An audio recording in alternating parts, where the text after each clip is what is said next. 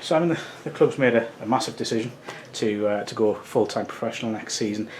Give us an idea of what was taken into consideration when you came to that process. Well, I think we've seen this season the league, our league, the National League North has progressed, and at the top of the league has been Kidderminster and Fylde. Both having made those decisions, I'm sure not lightly, and they've both progressed as a squad and as a setup really. So we've got a similar mindset in that we're ambitious.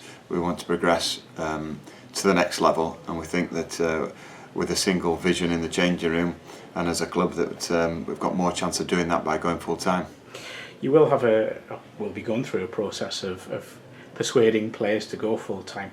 Does this kind of open up a pool of potential players that you maybe wouldn't have signed for you? Does this give you a greater chance of getting the players you wanted, but maybe couldn't get for one reason or another? Yeah, I think so. I mean, we're sorting the wheat from the chaff with the current squad at the minute, and you can't replace that second income or primary income in some cases with certain lads already in the existing staff. But what it does is make sure that we get players who really want to play full-time football, come in every day, and they have a need to do well then, whereas some people probably use it as holiday money or as a part-time mentality.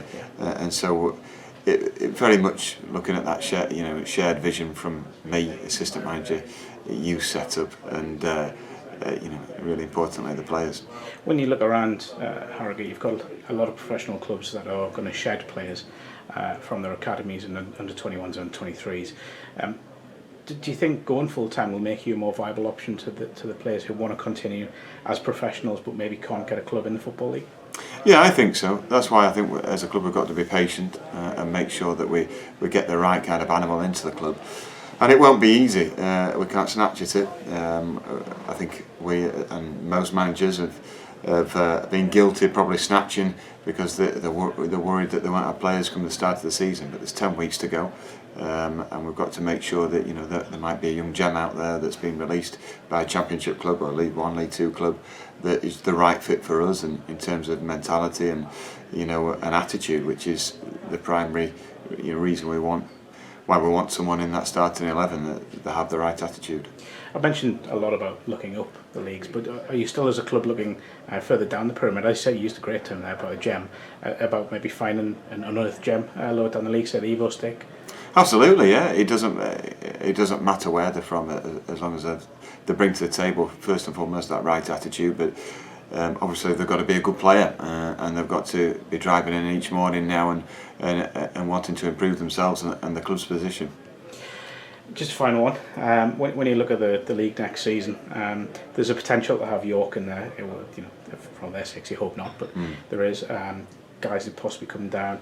You've got clubs coming up who have got very ambitious. There's going to be a lot of big clubs staying in because they're going to just miss out in the playoffs. It's turning into probably one of the most competitive leagues in the non-league system. Again, going professional, do you think it'll give you a greater chance of succeeding next season? And what is the target? What is success? I think it's two-pronged attack in terms of the vision. Of course, we want to go up, but we want to achieve sustainability. So with the 3G in place now, 3G service, that does help reduce that wage deficit that's inevitable at this competitive level of football. But we want to have a successful season and be in and around the playoffs, and who knows, it might be our year to succeed, by winning the title. But we are aware that there's a lot of good competitive teams at this level, and it'll only be even harder next season. But I think we've got to know what we want out of a football team and the right kind of characters that we want to see perform in a Harrogate Town shirt.